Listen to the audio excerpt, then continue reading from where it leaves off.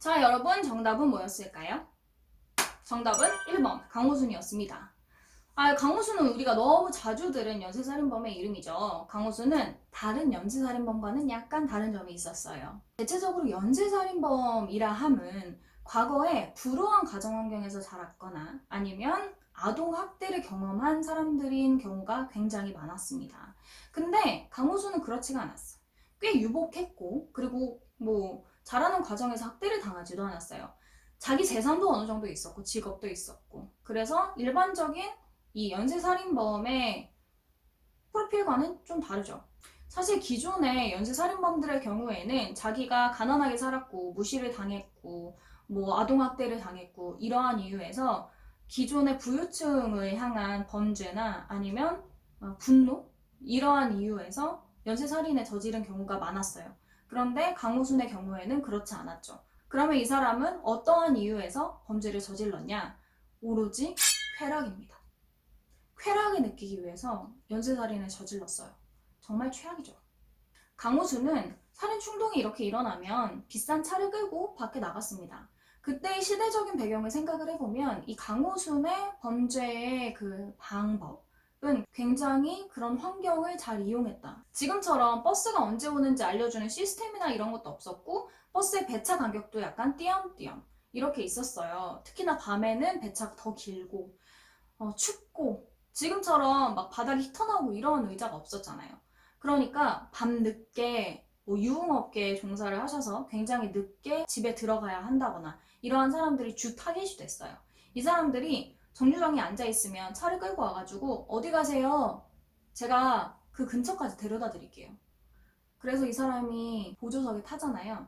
그러면 굉장히 한적한 산으로 끌고 갑니다. 그리고 성관계를 제안을 해요. 이 사람이 오케이를 하면 성관계 후에 스타킹으로 목을 졸라서 살해를 했고, 만약에 이 사람이 성관계에 응하지 않았을 때는 계속해서 폭행을 해서 이제 목을 졸라서 살해를 했습니다.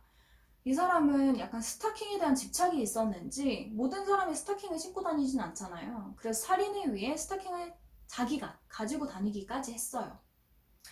저는 강호순에 대해서 배우면서 가장 놀라웠던 부분이 강호순의 범행이 보험 사기로부터 시작했다는 점이었습니다. 그의 연쇄살인이 시작된 건 2006년이었거든요. 그런데 앞서서 2002년에 강호순의 주변에는 사건 사고가 끊이질 않았습니다. 그리고 그 사건 사고로 인해서 강호순은 6억 6천만 원이라는 보험금을 가지게 됐죠. 그 중에 하나의 사건을 보면 강호순의 네 번째 부인이 장모와 함께 이제 집에 불이 나서 사망을 한 사건이었는데 강호순도 그 집에 함께 있었습니다. 아들과 함께요. 그런데 불이 난 것을 보고 자기가 아들을 데리고 창문을 깨고 탈출을 했다고 이야기를 해요. 그리고 와이프와 장모는 이제 구하지 못했고 그래서 죽었다라고 이야기를 하거든요. 근데 그때 당시에 경찰관이 좀 이상하다는 생각이 들기는 했어요. 근데 이게 명확한 물증이 없는 거야. 그래서 일단 넘어갔어. 사건화 되지 않았습니다. 그런데 강호순이 잡히고 나서 이 사건이 다시 재조명이 되면서 여러 가지 증거들을 확보할 수 있었어요.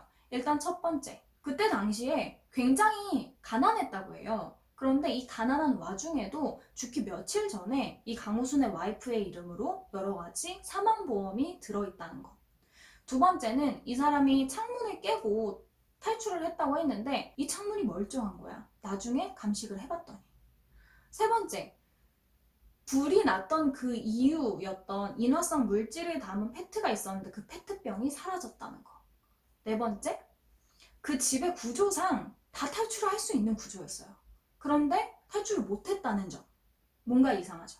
이런 부분들이 여러 가지 물증으로 참작이 돼서 나중에는 다시 방화살인으로 기소를 했습니다.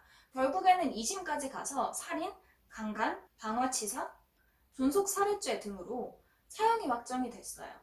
강호순의 사건이 더 궁금하시다면 제가 링크를 걸어두었으니까요. 그 링크를 따라가셔서 그 사건에 대해서 자세하게 살펴보시면 좋을 것 같아요. 논외의 내용이지만 제가 사실은 석사를 하면서 경기대잖아요. 그러니까 산위에 있습니다.